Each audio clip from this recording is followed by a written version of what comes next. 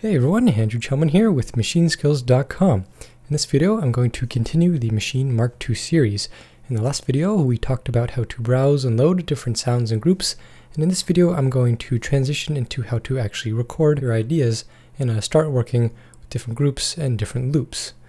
Okay, so again, on my project here, I just have my group A taken up by my microphone, so I'm going to load up a new group here and then start with my drum kit. So as a quick recap, I'm going to go into the browse mode, make sure I'm on the group menu here, then I'm going to go to types, and I will go to, let's see, I'll go to some vinyl kits, and then just scroll down and find something random. And before you start recording, you actually want to figure out what you want to record. And a lot of the times I get questions like, how do you come up with your ideas? Where do you find inspiration? And a lot of the time I'll just go through Maschine and play different kits and see if any of the drum kits actually kind of lend themselves to some ideas.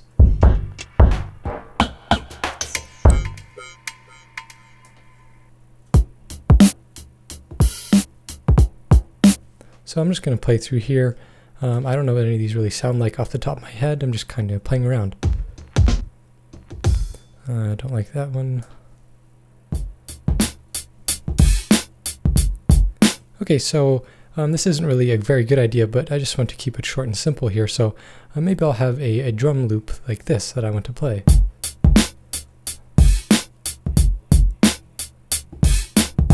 So once I have an idea, I'm going to make sure I actually have that idea kind of locked into my head so I can repeat it. And when it comes time to record, I won't like choke and play something that I don't want to actually record. So I'll just play that a couple times, kind of get it familiar. And then once I have that set, I want to lock in my tempo. And in Maschine, there's this really nice little feature called tap tempo. And this is going to allow you to kind of get in the ballpark of your tempo estimate just by pressing this button here.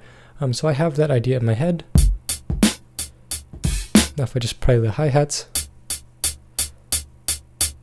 that's going to be the tempo that I want to set my metronome to. So what I'm going to do is hold down the shift button here and then press this button here in time with that idea that I had in my head. So now this might not be exactly right, sometimes it can be a little bit off, so I'm going to turn on my metronome just by pressing the shift button and the play button, and although you won't be able to hear it because of the way I record my audio, this metronome is now playing in my headphones as soon as I start back the transport.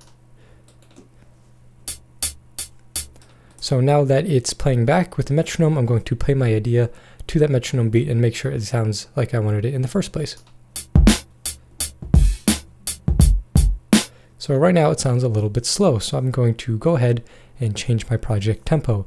To do that, I'm just going to hit this tempo button here, exit out of browse mode, and then just turn this big encoder knob, make it a little bit faster, and try again.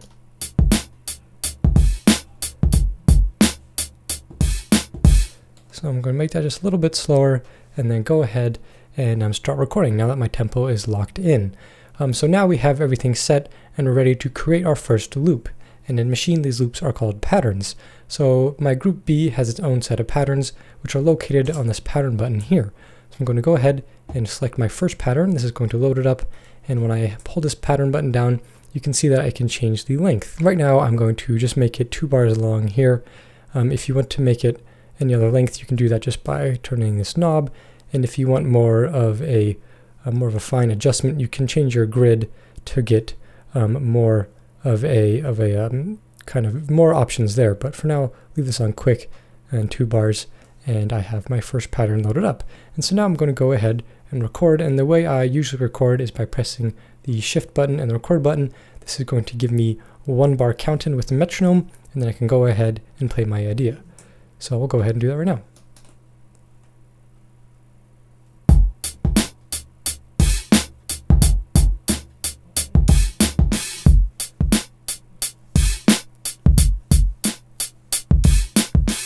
So there we go, we have a loop, and you can hear it automatically goes back to the beginning after you're done recording. Now for some reason, if you don't like that and you want to create a new take, you can just press the shift button and pad 9. That's going to clear all your notes, and you can record again.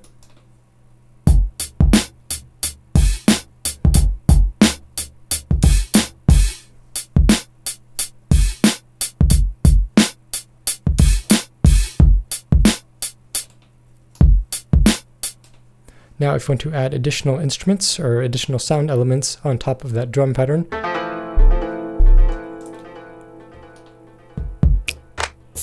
say I want to add this little snap here, you can enable the record button here and play back your pattern, and then anytime it's playing back and you play anything on top, it's going to automatically record that over top. So we'll try that now.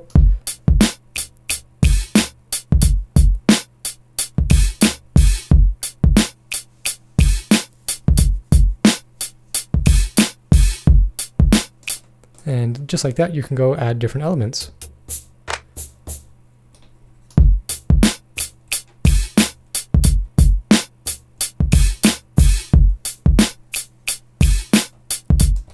So there we go, we have a pattern loaded up and we're playing around with it. If these elements don't sound too good to you and you want to delete individual elements, there's a couple different ways to do it, but a quick way that I like to do it, a little bit of a cheat here, is if you select a pad and then you go into keyboard mode, that's going to allow you to play that sample with different pitches, and then you just press the Shift and Pad 9 feature here, exit keyboard mode. That is now just going to delete that single element. So that's just a nice little feature there. A little summary: if you're in keyboard mode, it will only delete the notes corresponding to the note that you're in keyboard mode for. So there we go, we have a drum loop going, and I'm going to show you how to add on some instruments, and we can do that by creating a new group. So I'll go to my group C here, go back into browse mode, and for now I'm actually going to use a melodic kit, and this is just a collection of samples with a melodic flavor to them. So I'll just find something down here. Let's try this one. I don't really like that too much. Try a different one. One more. There we go. Okay, so I'm going to create a new pattern here, just like we did before, using the pattern button, make it 2 bars long, and I can record a pattern corresponding to this group here.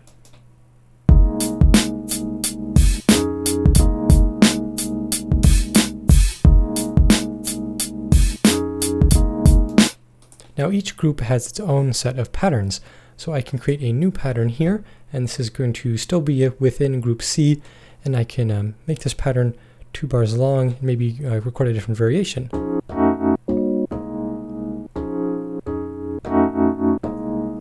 Let's just try this here.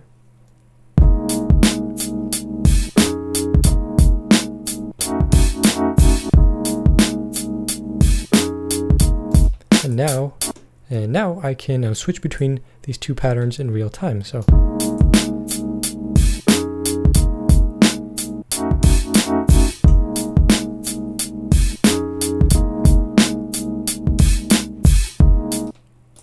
that is a sort of basic summary of the recording options in Maschine. There's a lot more to go into, but for now the main idea that I want to sort of give in this video is that each group has its own set of patterns, and you can record those patterns in a couple different ways, using the count-in or just having record mode enabled and playing back, and then you can also switch between those patterns in real time. So as we get a little bit more comfortable with Maschine, we can learn how to use patterns of different lengths, and learn how to use scenes to have the patterns switch on their own in a way that is sequenced, so you don't have to do it on your own. Those are a little bit more advanced features, but for now I think this would be enough just to get started. I would recommend just playing around and figuring out how you work best layering the different loops between the different groups. So hopefully this is helpful. As always, if you have any questions, just leave them below and I'll get back to you as soon as possible. So this is the second video in the series, and there are a few more to come, so make sure to subscribe so you don't miss those. Thanks for watching, and I will see you on the next video.